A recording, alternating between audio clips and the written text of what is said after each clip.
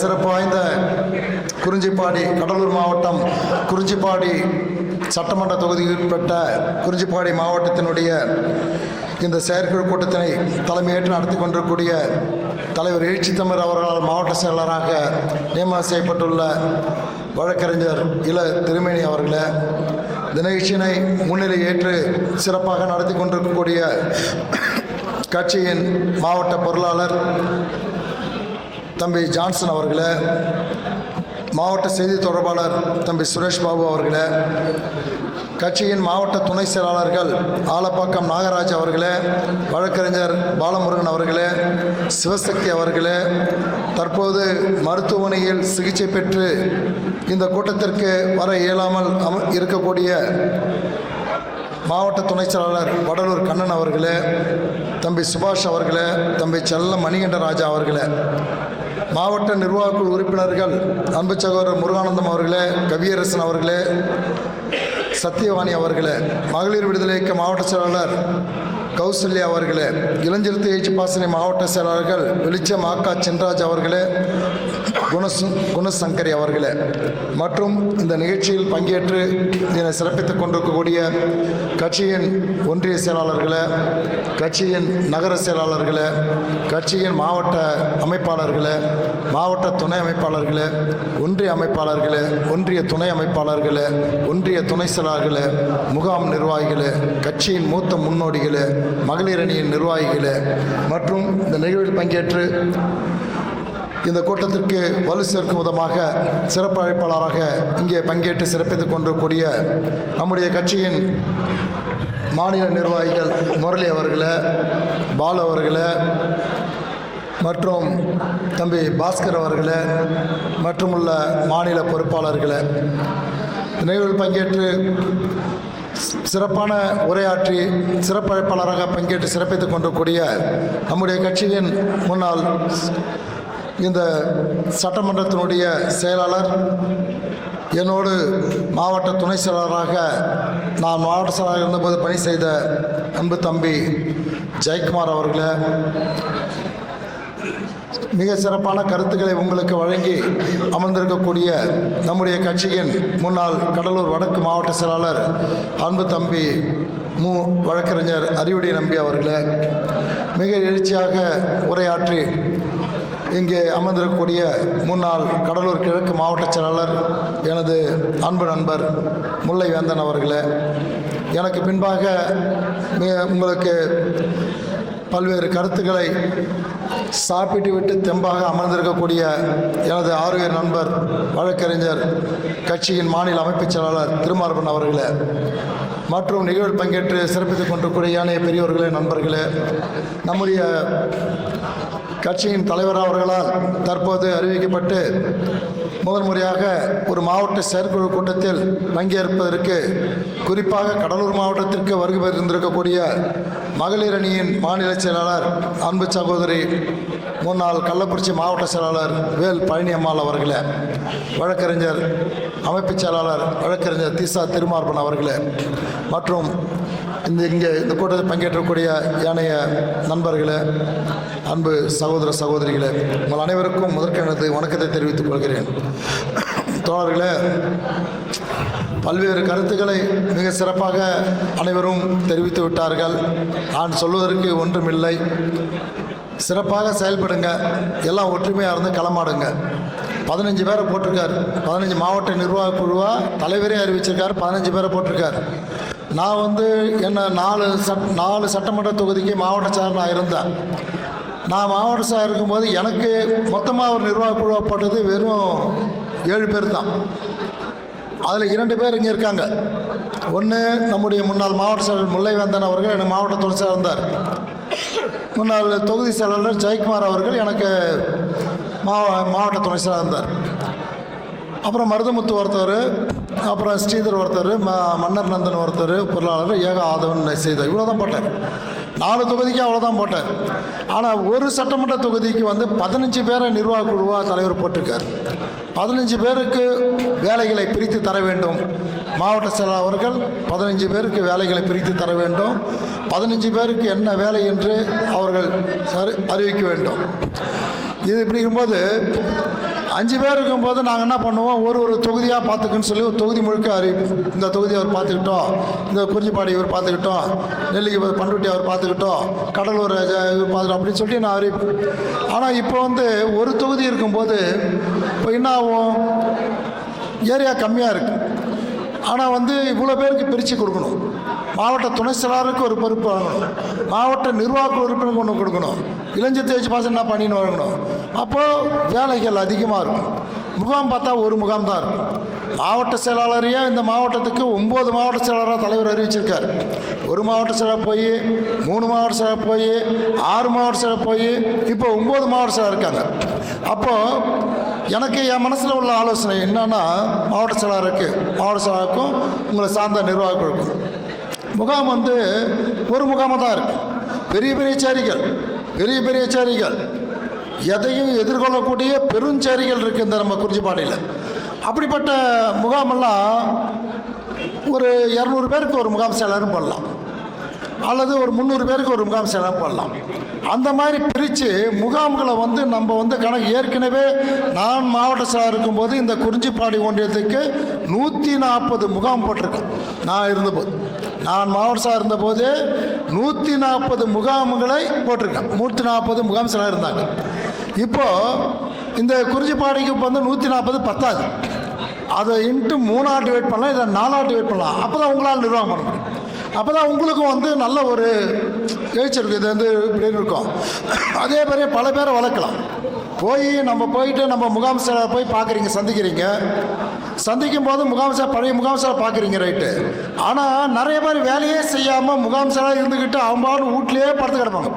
கூட்டுவோம், நிறையா வந்து கூட்டம் போராட்டம் ஆர்ப்பாட்டம் சாலை மாதிரி அறிவிப்போம், யாரும் வரமாட்டான். அன்னைக்கு பார்த்தா வேலைக்கு போவான். நம்ம கட்சியினுடைய முகாம் முக்கிய நிர்வாகம் வந்து அன்னைக்கு பார்த்தா வேலைக்கு போகிறது ஏதோ கொஞ்சம் பேர் தான் வருவாங்க. அதனால் வந்து செயல்படாதவங்கள தூக்கிட்டு செயல்படுறவங்கள முகாம் செயலர் அறிவிங்க. யார் வேலை செய்கிறாங்களோ அவங்களுக்கு அந்த வாய்ப்பு கொடுங்க. இது இந்த மாவட்ட நிர்வாகம் வந்து அதை சிறப்பாக செய்யணும். யார் வேலை செய்ய தேர்தல் வச்சு தேர்ந்தெடுங்க. ஒரு ஊருக்கு போங்க, யாரை போகலாம் அவங்களே கேளுங்க, அவங்களே ஊருக்கு கூட்டுங்க, அவங்களே கேட்டு யார் இருக்கட்டும் அவங்களே சொல்லுவாங்க, அதை போட்டு விட்டு வரலாம். அதனால் எந்த வேலையும் செய்யாமல் ஒரு பேருக்காக இருந்துக்கிட்டு அதில் பிரயோஜனம் இல்லை. உங்களுக்கும் ஆள் கணக்கு வரமாட்டாங்க, ஒரு வண்டி வச்சு எட்டுனோன்னா வரமாட்டாங்க. ரொம்ப இப்போல்லாம் வந்து முதல்ல வண்டி எட்டுனது காலம் போய் இப்போ எல்லாம் 2 வீலரில் வர கலாச்சாரம் உருவாயிடுச்சு. ஆளுக்கால் 2 வீலரில் வந்துடுறாங்க, தன்னந்தனியாக வந்துடுறாங்க. கூட ஒரு முகாம் செயலாளர்னா கூட ஒரு 10 பேரை கூட்டின்னு வரணும், 20 பேரை கூட்டின்னு வரணும். அப்போ தான் நமக்கு பவராக இருக்கும். இப்போ எங்களுக்கு என்ன பார்க்குற பார்வைக்கு கண்ணு கெட்டின தூரம் வரைக்கும் கும்பல் இருக்கா, ரைட், அப்பா ரொம்ப சந்தோஷம், அதை வச்சு போயிடும். தலைவராக தான் நினைப்பாங்க. அப்போ இது தன்னந்தனியாக ஒரு முகாம் நிர்வாகிக்கு ஒரு ஊர்லேருந்து தன்னந்தனியாக 500 பேர் 100 பேர் வரக்கூடிய ஊர்லேருந்து ஒத்தாலும் வந்தால் எப்படி இருக்கும்? அதனால் இவ விரக்தியில் ஜெயக்குமார் சொன்னாப்புல ஒரு கருத்து சொன்னாப்புல, நிறைய பேர் வந்து விஜய் கட்சிக்கு போகிறான் அப்படின்னு சொன்னாப்புல. அது மொரரசு உண்மைதான். ஆனால் எழுச்சி தமிழரோட கொள்கை வாங்குற எவனும் போக மாட்டான், அது வேற விஷயம். அவன் வந்து ஓட்டு போட்டுருவான், விஜய் கட்சிக்கு போய் நமக்கு எதிர்ப்பாக ஓட்டு போட்டுருவான் அப்படின்ற நம்ம வந்து எண்ணம் இருக்கலாம். அதே குறிஞ்சிப்பாடியில் தலைவர் எங்கள் எம்பிக்கு நின்ற போது ஒரு ஊரில் ஒரு ஓட்டை மாற்றி போட்டான். ஒரே ஒரு ஓட்டு 988 ஓட்டு தலைவர் வாங்குறாரு, ஒரு ஓட்டு இல்லை. 980 ஓட்டு ஒரு ஓட்டில் 989. அந்த ஒரு ஓட்டை யாரா போட்டதுன்னு சொல்லிட்டு தேடி கண்டுபிடிச்சி இவங்கெல்லாம் தேடி சண்டை போட்டு அவங்களோட தகராறு பண்ணாங்க. இப்படி உள்ள ஊர் இது. ஆனால் இப்போ வந்து கொத்தாக வந்து ஓட்டு மாறலான்னு நினச்சா நீங்கள் விட மாட்டீங்க, அது வேறு விஷயம்.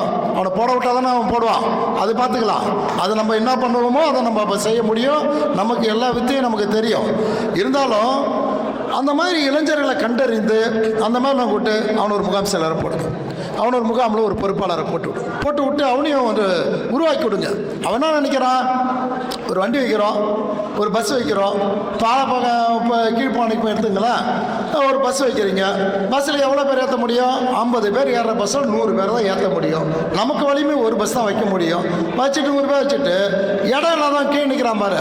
அவன் இவங்க பண்ணுற சேட்டையெல்லாம் பார்த்துக்கிட்டு அவனை பண்ணுறான். நம்மளும் இந்த மாதிரி ஒரு கொடியை கட்டி ஒரு பஸ்ஸை வச்சுட்டு வேனை வச்சுட்டு சேட்டை பண்ண நினைக்கிறான். அவன் ஒரு கட்சியில் போய் சேர்ந்துக்கிறான்.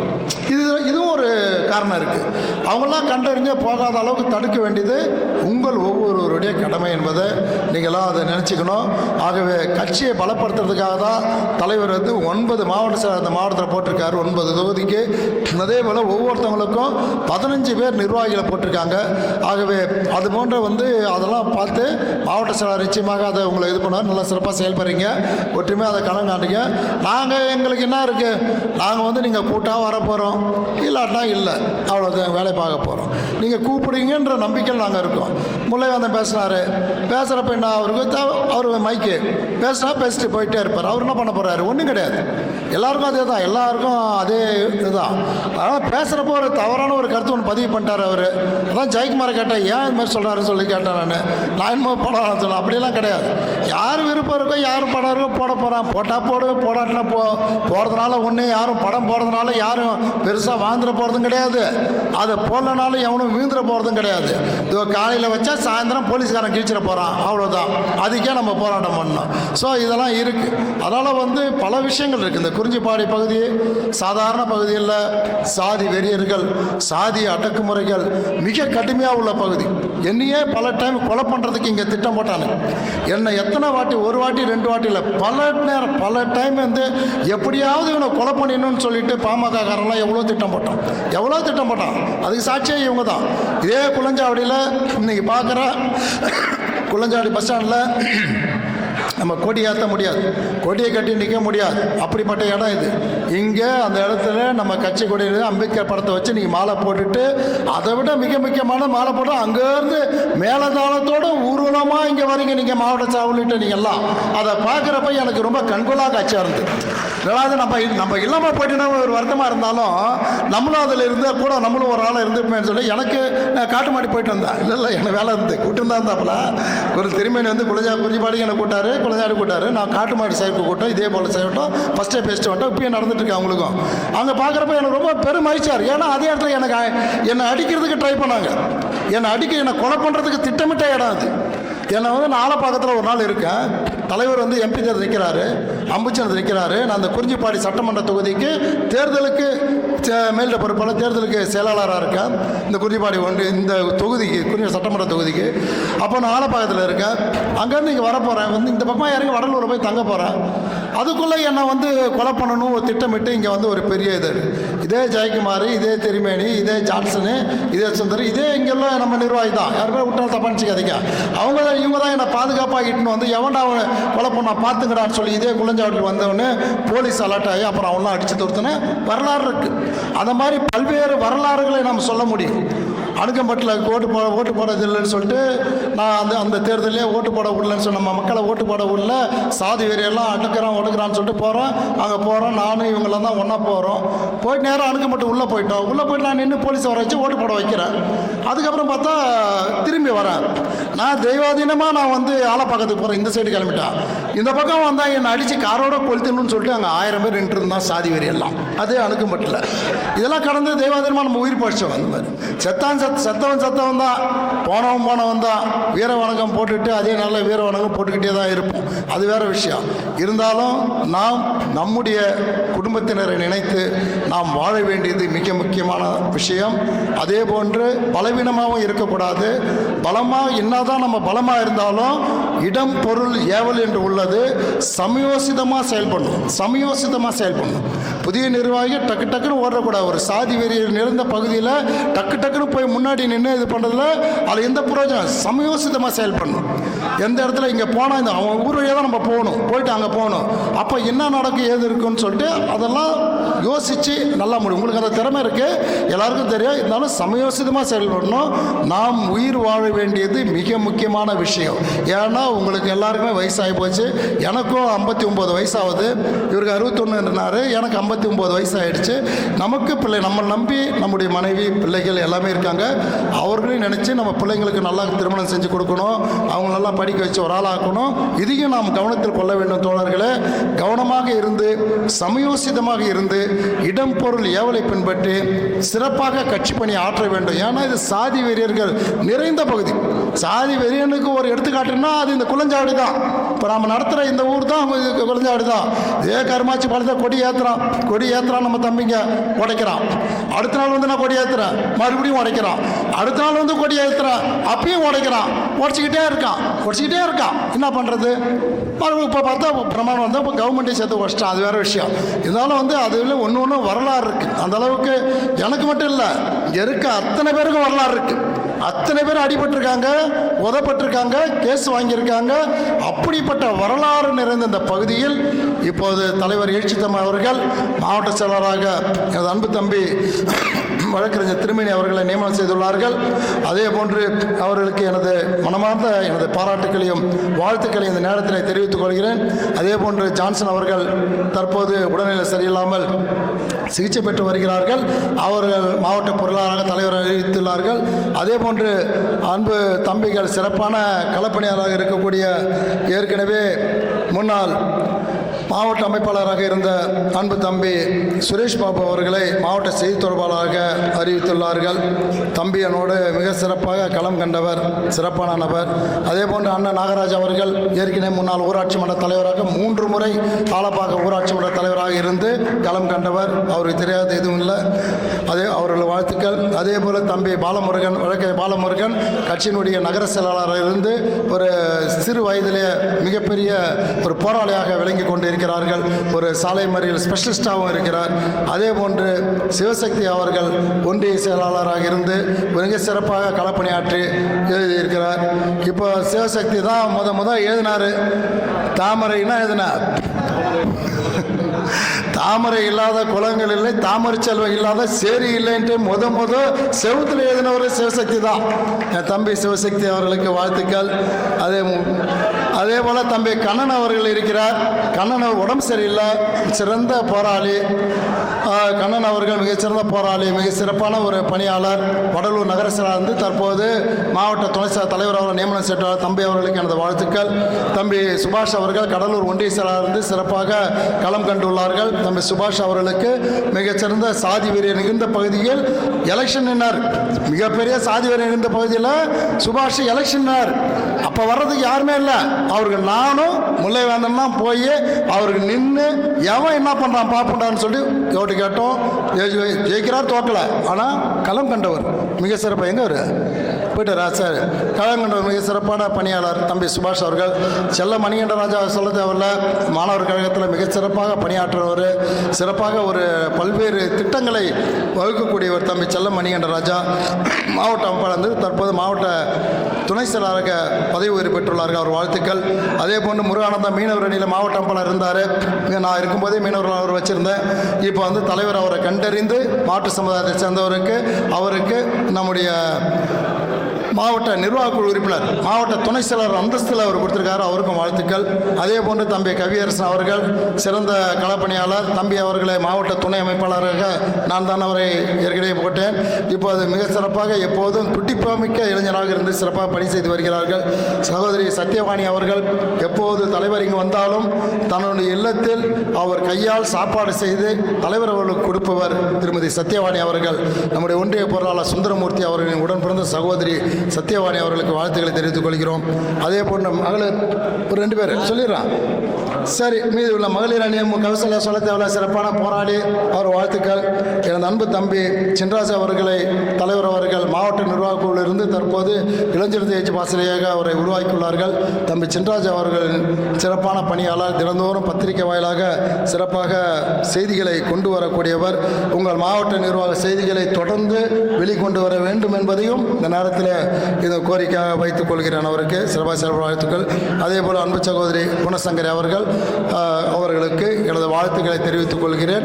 உங்கள் அனைவருக்கும் எனது நல்வாழ்த்து தெரிவித்துக் கொண்டு அனைவரும் ஒன்றோடு ஒன்று இணைந்து மிக சிறப்பாக களப்பணி ஆற்ற வேண்டும் உங்களை வாழ்த்தி விடைபெறுகிறேன். நன்றி, வணக்கம்.